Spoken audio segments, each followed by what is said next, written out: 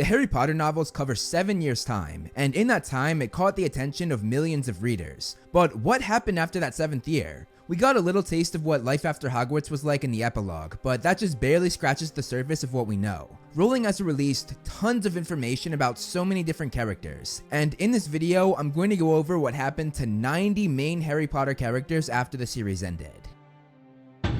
Harry Potter. As we know from the epilogue, Harry married Ginny, and together they had 3 kids, Albus, James, and Lily. But going past the epilogue, Rowling revealed much more about the hero of our story. He did not return to Hogwarts for a 7th year, instead becoming an Auror or a dark wizard catcher, the job he always dreamed of doing while at Hogwarts. He eventually became head of the Auror office at the age of only 26, becoming the youngest head of a department in history. He also returned to Hogwarts every once in a while to give lectures to students about defense against the dark arts, much like he did when he ran the DA. On top of that, he was featured on a chocolate frog card for all he had done, which only the most famous and celebrated witches and wizards have the honor of. Ron Weasley. As we know from the epilogue, Ron married Hermione, and together they had 2 kids, Rose and Hugo. He was also made the godfather of Harry and Ginny's oldest son, James. Going past the epilogue though, like Harry, Ron opted to skip his 7th year at Hogwarts, and he too became an Auror at the Ministry of Magic. However, after 2 years of this, he retired and instead helped his brother George run his joke shop. As Ron stated though, his finest hour was being put on a chocolate frog card just like Harry. Hermione Granger.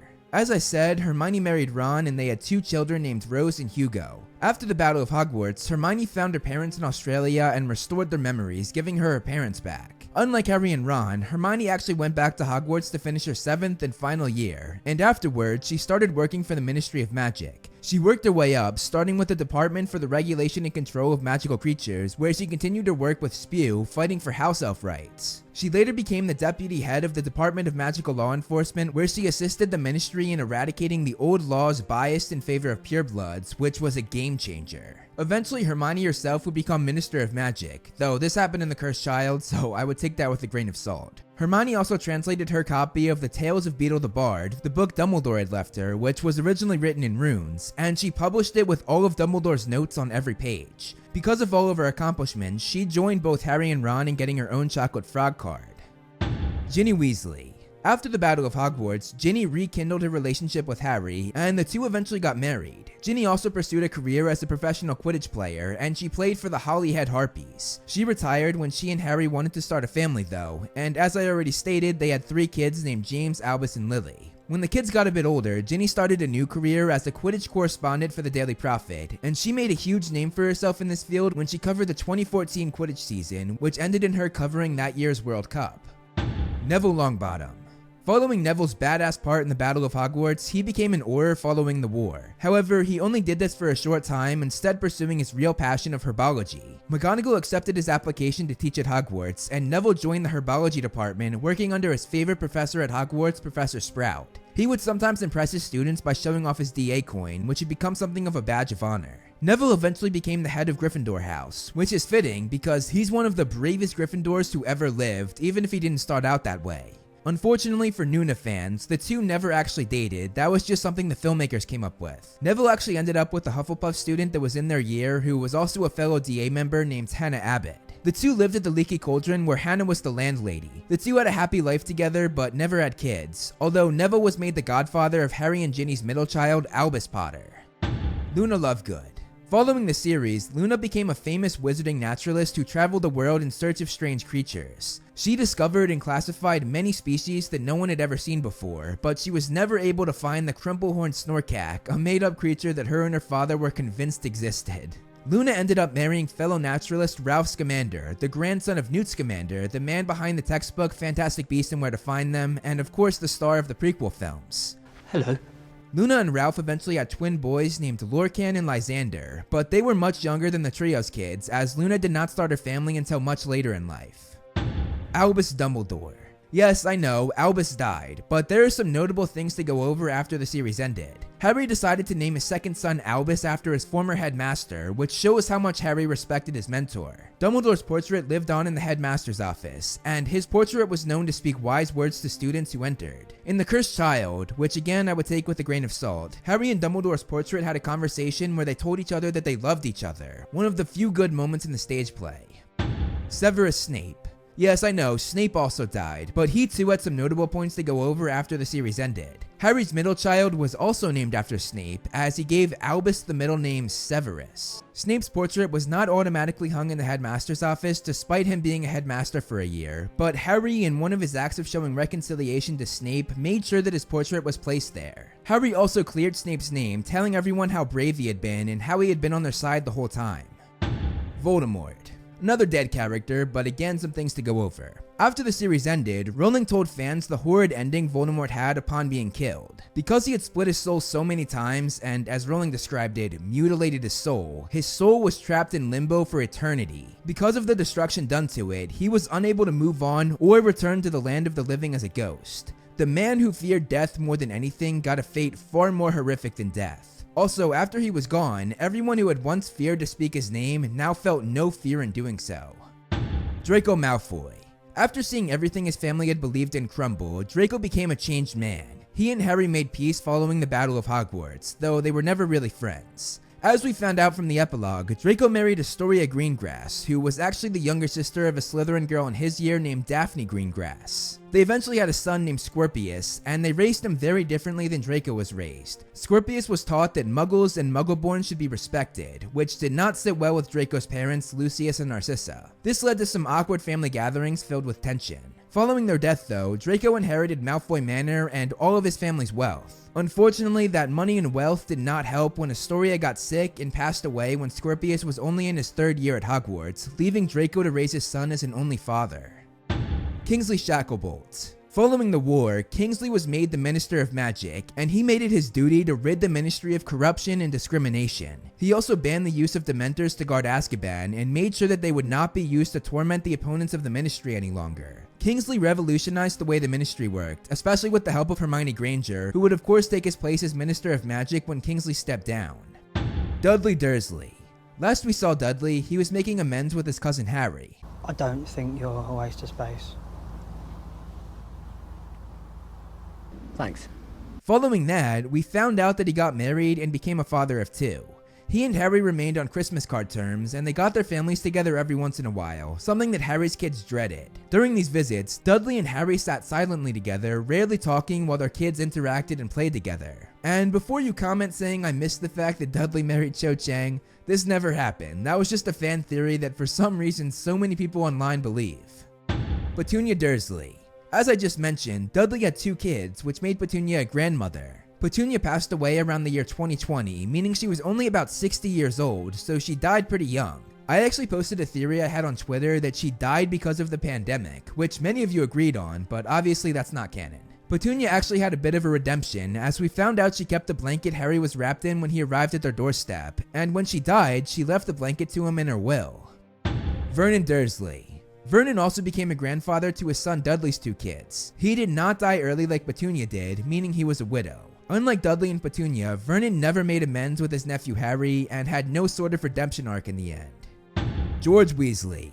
Following the battle that took his twin brother from him, George never truly got over Fred's death. He did, however, start dating and eventually married Fred's ex-girlfriend Angelina Johnson. Together they had 2 kids, a daughter named Roxanne and a son named Fred, who was named after his deceased uncle. George continued to run the joke shop that he and Fred had created, and Weasley's Wizard Wheezes saw great success following the war. The shop's puking pastels became considered contraband in most work environments in the magical community, and hilariously, George became known as the bane to many professors' existence. George was also well beloved by students from various wizarding schools all around the world thanks to their mailing service. Percy Weasley. After making amends with his family, Percy was welcomed back with open arms, something the entire family needed after the passing of Fred. Percy rejoined the ministry after Kingsley became minister, and he became the head of the Department of Magical Transportation. He eventually went on to marry a woman named Audrey, and together they had 2 daughters named Molly, who was named after her grandmother, and Lucy. Arthur Weasley.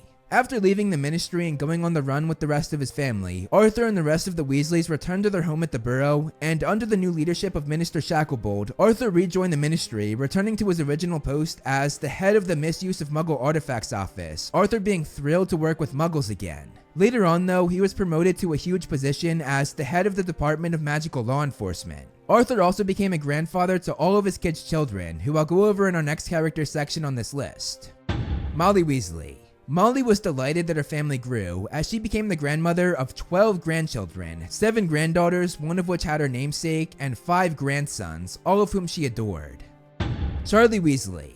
Unlike his other siblings, Charlie never married or had kids. He was more interested in studying dragons in Romania than in forming a romantic attachment. However, he did love his nieces and nephews, and they all adored him as well. Bill Weasley. Having married Fleur in the Deathly Hallows, they started a family after the war, having 3 kids, 2 daughters named Victoire and Dominique, and a son named Louis. He also continued his Cursebreaker work for Gringotts and occasionally went to Egypt, but tried not to too often so he could be home at Shell Cottage with his family. Fleur Delacour. As I just said, Fleur had 3 kids with Bill, and they all inherited her family's Veela side, Veelas being a magical species whose good looks are irresistibly attractive. Although, considering the fact that Fleur herself was only a quarter Veela, there wasn't much there, but Louis is the only known male in the series with Veela in his blood. Fleur was also granted medals of honor from the French Ministry of Magic for her part in the war. Rubeus Hagrid. Hagrid continued to be the gamekeeper and care of magical creatures professor at Hogwarts, and later he took on the duty of bringing Muggle-born students their Hogwarts acceptance letters, as McGonagall, whose job this used to be, was now headmaster. By 2017, an 89-year-old Hagrid still worked at Hogwarts, and he invited the then first-year boy Albus Potter, the son of Harry and Ginny, down to his hut for tea, just as he had done for Harry in his first year.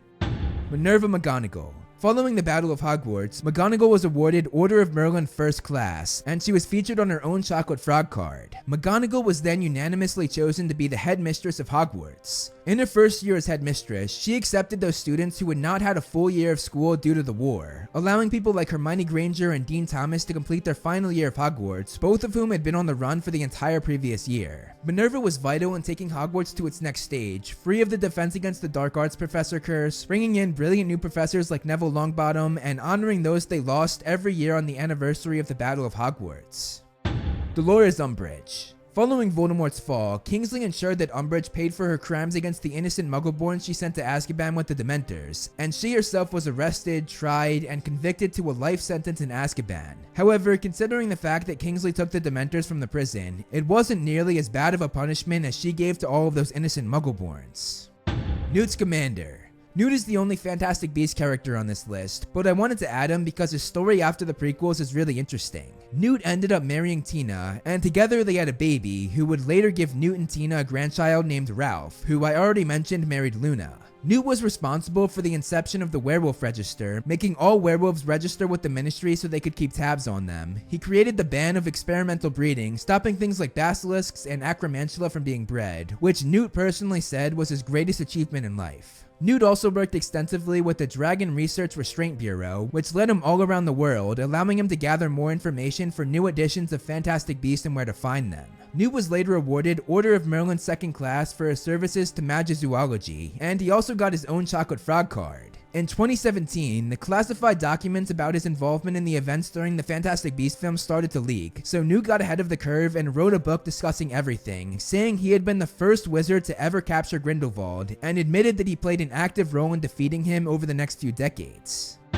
Lucius Malfoy. Though Lucius was an active Death Eater in both the First and Second Wizarding War, his abandonment of Voldemort during the Battle of Hogwarts kept him out of Azkaban. He went on to help the Ministry capture the remaining Death Eaters by giving them inside information, but his involvement with Voldemort led to Lucius and the entire Malfoy family lose their prized and precious reputation, which they had built up for many generations. As I said earlier, his son Draco eventually married Astoria Greengrass, and though she was pureblood, her views on blood purity made Lucius think of her as a rather disappointing daughter-in-law. Despite this, he constantly nagged her for a grandson to continue on his family name, which he eventually got with his grandson Scorpius Malfoy. Narcissa Malfoy. Narcissa also avoided going to Azkaban, but not because of her desertion like Draco and Lucius, but rather because she saved Harry's life telling Voldemort he was dead when he really wasn't. This act might have also made the punishments of her husband and son lessen as well. At first, Narcissa was ecstatic to have a pureblood daughter-in-law, but like Lucius, she quickly became disappointed as they realized their views on blood purity did not align. Narcissa was very happy that Astoria gave her a grandson though. Rita Skeeter. Following the Battle of Hogwarts, Rita continued on her biography kick following the life and lives of Albus Dumbledore, and she wrote a biography about Harry Potter, only a quarter of which was true, as well as one about Severus Snape entitled Snape, Scoundrel or Saint. Rita covered the 2014 Quidditch World Cup, and she caused nothing but trouble, as one of her articles led to two managers fighting after the match. She also shamelessly used this opportunity to promote her upcoming book about Dumbledore's army, and she ragged on many members in the article, such as Harry, Ron, Hermione, Ginny, Fred, George, and many more. During the finals, she reported the match alongside Ginny, and Ginny made many corrections as Rita made crazy, untrue statements about her friends and family, and by the time the match was over, Rita was taken unaccountably ill, the cause of which was suspiciously Ginny's favorite hex. Rita wrote her final book in 2017, this time about Newt, called Man or Monster: The Truth About Newt Scamander, and like all of her other books, most of it was rubbish. One claim even stated that Newt broke the American minister's heart in 1926, which was when the first Fantastic Beasts film took place, but in his own book, Newt revealed that Rita had completely made this up. Oliver Wood. As we found out in the fourth book, following his graduation from Hogwarts, Oliver became the keeper for Puddlemere United's reserve team, and in the final book, he participated in the Battle of Hogwarts. Following the fight, Oliver helped move the bodies of the fallen, and eventually went back to his small-time Quidditch career. Gilderoy Lockhart. The fifth book told us how Lockhart had permanently lost his memory and had to spend the rest of his life in St. Mungo's Hospital. He had someone help write his final book entitled Who Am I? Most of the public did not know that he was a fraud, many still believing that he accomplished all the things he took credit for. Because of this, he still received lots of fan mail, but he had no idea why. He did continue to sign autographs that he would send back to fans though. Over time, he would get some of his memory back, which was evidenced by him remembering his signature, but he never fully recovered. Fortunately, however, he was known to be happier that way. Cho Chang. After helping in the Battle of Hogwarts, Cho went on to marry a Muggle man, who, just to be clear, was not Dudley. Again, that's just a fan theory. It was stated that Cho had a happy marriage and lived out a fulfilled life. Victor Krum. Victor Krum actually has a really interesting story following the series. He continued his Quidditch career into the 2000s, and after 8 years in the league, he made it to the Quidditch World Cup again. But unfortunately, he was just narrowly beaten to the snitch by the other seeker, losing his second World Cup. After the loss, a tearful Krum announced his retirement. After 12 years though, he returned to the game for the 2014 season. When asked by the press why he's coming back, he said, "To win the World Cup before I die." They ended up making it to the World Cup, and during the match, the very old Krum caught the snitch, finally securing a victory. He held the snitch up proudly, crying of happiness. Gregory Goyle. Goyle survived the Battle of Hogwarts, although in the film he did not, but we're going by the books, and in the books it was Crabbe who died, not Goyle. Following the battle, his longtime friendship with Draco had ended, and he no longer looked up to the idol he had followed for the last 7 years. Pansy Parkinson. Pansy, who had once adored Draco, having a major crush on him, severed ties with Malfoy after his family lost all notoriety. Dean Thomas. After spending what was supposed to be his 7th year of Hogwarts on the run, Dean returned to Hogwarts the following year to finish out his schooling. Seamus Finnegan. Like his best friend Dean, Seamus decided to redo his 7th year at Hogwarts. He had been at school for the entire year, but he spent the majority of it hiding in the Room of Requirement.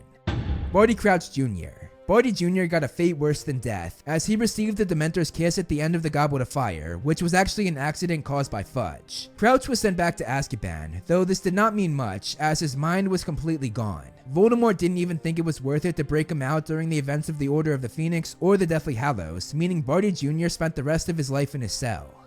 Teddy Lupin. Teddy, the son of Nymphadora and Remus Lupin, was raised by his maternal grandmother Andromeda Tonks after his parents died in the Battle of Hogwarts when he was just a baby. His godfather Harry was there for him as well and played a big part in raising him. So much so that both sides of his family, the Potters and the Weasleys, considered Teddy to be part of their family. Luckily, Teddy did not possess any werewolf tendencies, which his father was terrified he would pass down to his son. However, he did inherit his mother's metamorph mage's powers, meaning he could change his appearance at will. When Teddy went to Hogwarts, he was sorted into Hufflepuff just like his mother. He eventually started dating Victoire Weasley, Bill and Fleur's daughter, and they were caught kissing both at the 2014 Quidditch World Cup and on platform 9 3/4 during the epilogue. The year that the epilogue took place, Teddy was going into his 7th and final year, and he was head boy, showing that he was a very smart and respectable student at Hogwarts. Andromeda Tonks. Following the war, Andromeda had lost so much: her husband Ted Tonks, her daughter Nymphadora, and her son-in-law Remus Lupin. Luckily though, she still had her grandson Teddy, who she raised with the help of Harry and his family. Creature. After having a redemption arc and leading all of the house elves into the Battle of Hogwarts, Kreacher continued to work in the Hogwarts kitchens, though he was still technically owned by Harry, whom he had grown great respect for. Kreacher eventually passed away in 2017 at the age of 666, and looking at 666, I'm sure Rowling did that on purpose. Alecto Carrow. Alecto did not participate in the Battle of Hogwarts, as Harry and McGonagall tied her and her brother up in the Ravenclaw common room before the battle even started, and once the fight was over, she was taken to Azkaban for torturing innocent students. Amicus Carrow. Like his sister, Amicus did not participate in the battle because he too was tied up before it started, and following the battle, he too was sentenced to life in Azkaban. Filius Flitwick. Following the final battle, Flitwick continued on teaching charms at Hogwarts, and he continued to be the Ravenclaw's head of house for many years to come. Grop. We just recently found out what happened to Grop after the Battle of Hogwarts. As many suspected, the giant did in fact stay at Hogwarts, living in the Forbidden Forest and in the caves in the mountains that surrounded Hogwarts and Hogsmeade. Aberforth Dumbledore. Following the battle, Aberforth celebrated their victory with Dean Thomas and Seamus Finnegan, as he had grown very close to Seamus that year with the tunnel that led to his pub. And speaking of his pub, the Hog's Head, Aberforth continued to run it until his eventual death. Fenrir Greyback. Though Greyback was not a Death Eater himself, he spread violence for the Death Eaters and Voldemort's gain, and he was sentenced to life in Azkaban for killing, eating, and turning innocent children into werewolves. Horace Slughorn. Slughorn continued to teach at Hogwarts after the war, and he carried on as the head of Slytherin House. But in 2016, he officially retired, and he had the honor of having a portrait of himself hung in the Slytherin common room. Xenophilius Lovegood. During the events of the Deathly Hallows, Xenophilius was sent to Azkaban, and luckily for him, the Quibbler magazine he was going to publish that slandered Harry and built up Voldemort was never released, meaning he was remembered as someone who always supported Harry through and through, though Harry, Ron, and Hermione of course knew the truth. Following the good side's victory, Xenophilius was released and reunited with his daughter Luna, which was really all he wanted. Luna would eventually make Xenophilius a grandfather to her twin boys Lorcan and Lysander. Angelina Johnson. Angelina was devastated about Fred's death, as she had dated Fred for a number of years. Following his death, she grew closer with Fred's twin, George Weasley, and they eventually started dating, then got married, and they had 2 children together, one of which was named after Fred. Years later, Angelina had to care for her sick father. Meanwhile, George and the kids went to the 2014 Quidditch World Cup, and Rita Skeeter reported that Angelina was not there because she had grown restless in her marriage with George. However, Angelina's sister-in-law Ginny, who was also reporting on this match, shut down these rumors right away, telling everyone the truth of how Angelina was caring for her sick father, which made Rita look very stupid. Lee Jordan. Lee was of course heartbroken over Fred's death as well, and he was there for George in his time of need, even helping him run his joke shop for a while. Mundungus Fletcher. Mundungus did not help in the Battle of Hogwarts, as he went into hiding after his encounter with the trio. Once the war was over, he came out of hiding and returned to his life of dealing, scamming, and committing crimes to make money. Cornelius Fudge. The people forced Fudge out of office, and Fudge himself said that he had never seen the wizarding community be so united on any other decision during his administration. Just as Dumbledore had predicted, Fudge became one of the least effective ministers in history. To quote Dumbledore, he became the man who stepped aside and allowed Voldemort a second chance to destroy what the wizarding community tried so hard to build. Fudge forever had to keep a low profile, as he would forever be one of the most despised people throughout all of the wizarding world. Walden McNair. After being launched and thrown against the wall by Hagrid during the final battle, something that was obviously fueled by McNair being the one who was meant to execute Buckbeak, his unconscious form awoke to the battle being over, his side having lost, and he was sentenced to life in Azkaban for his crimes as a Death Eater. Argus Filch. Filch helped put the castle back together after the fight, and he continued his role as caretaker of the school, and he also continued his heated rivalry with Peeves the Poltergeist. Sybil Trelawney. Sybil continued to work at Hogwarts as the divination professor, and she eventually went on to write a book entitled My Eyes and How to See Past Them, which was pretty successful, though this was credited to her last name Trelawney, as she was related to a very famous and very respected seer back in the day named Cassandra Trelawney. Parvati Patil. Parvati returned to Hogwarts to redo her 7th and final year of schooling, but it wasn't quite the same without her best friend Lavender there, who had died in the Battle of Hogwarts. Padma Patil. Padma also returned to redo her 7th year, but it was far more normal for her, as she was a Ravenclaw student and was not as close to Lavender as her twin sister was. Pomona Sprout. Sprout continued as the head of Hufflepuff House and continued teaching herbology at Hogwarts. She was delighted to have Neville Longbottom, one of her favorite and best students, return, and she trained him to become a herbology professor as well. The two taught alongside each other until Sprout retired in 2020, and she had full confidence that Neville could be her successor.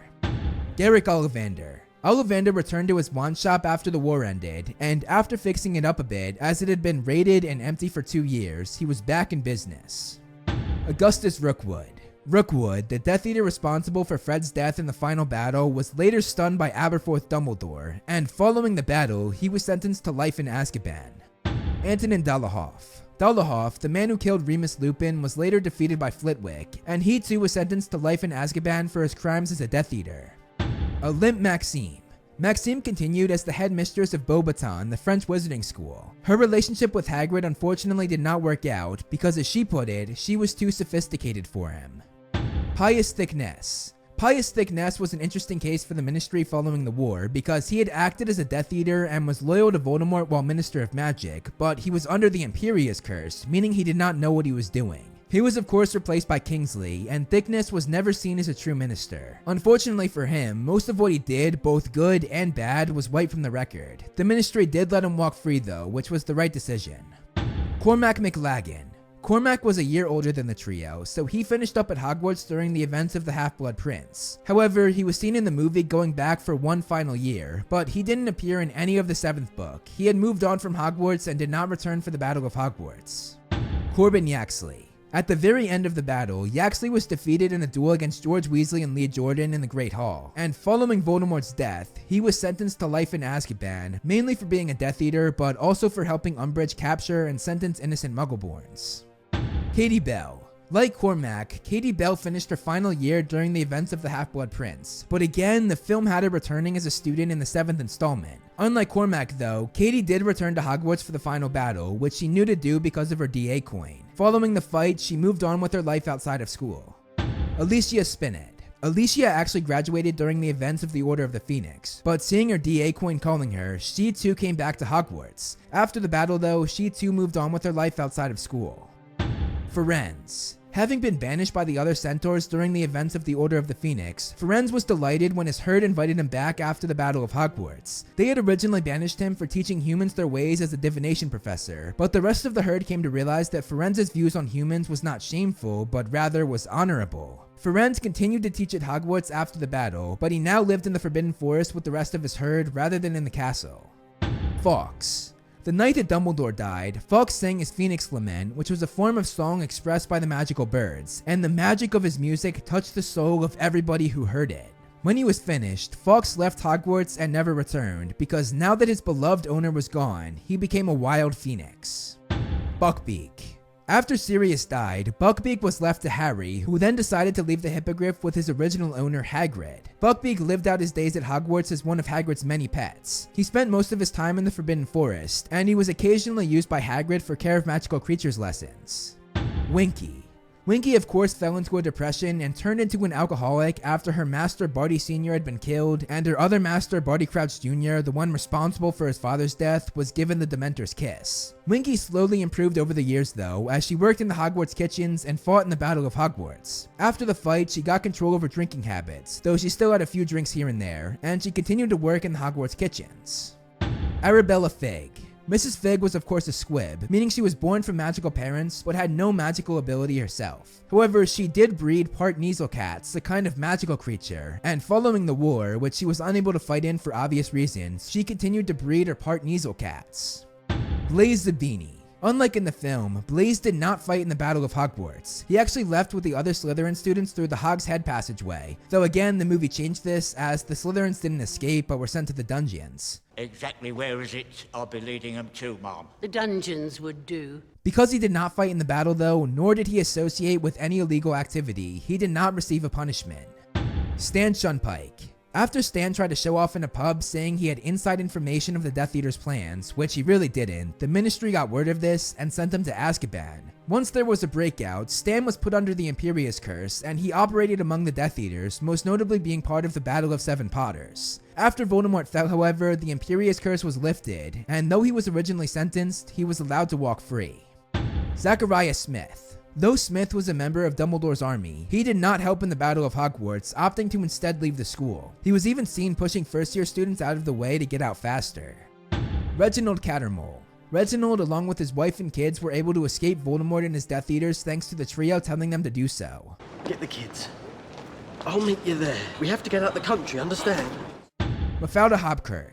After being replaced by Hermione Granger, Hopkirk returned very confused, but afterwards she went back to her normal job at the Ministry. Albert Runcorn. Having helped Umbridge with their Muggle-born Registration Act and just being overall corrupt, Runcorn was sentenced to time in Azkaban, though he was released after a while, unlike Umbridge and most Death Eaters.